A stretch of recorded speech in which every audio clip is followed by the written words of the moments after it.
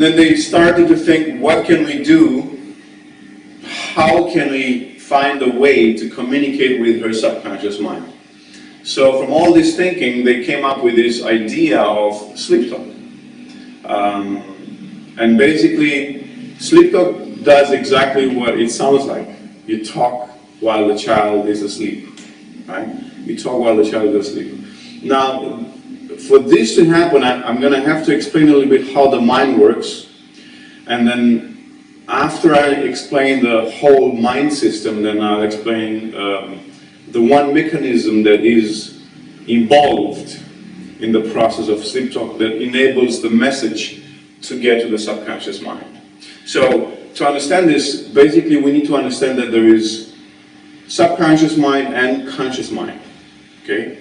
So, the mind is not, we don't have a continuum state of mind, right? Sometimes we're sad, sometimes we're happy, sometimes we're very logical and mental, sometimes we're just brain dead, right?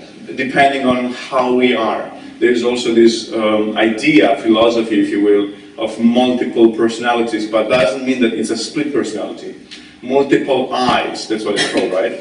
So when you talk about multiple eyes, there's an eye that wants ice cream. There is another eye who says, don't have the ice cream because you want to go to the gym and look good. And there's another eye who says, I should rather sit down and read. There's another eye who says, you should read about your school because you have exams. So each one of those needs, if you want, they represent different eyes, okay? So when we talk about the mind, we're talking about the subconscious mind and the conscious mind.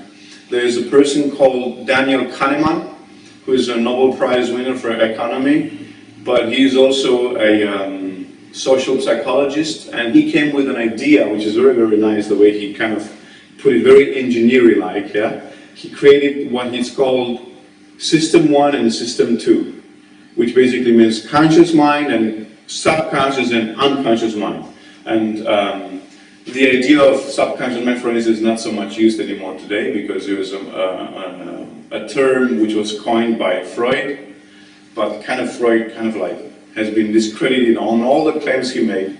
So the idea of subconscious mind is not so present anymore, so it is being referred to as the unconscious mind.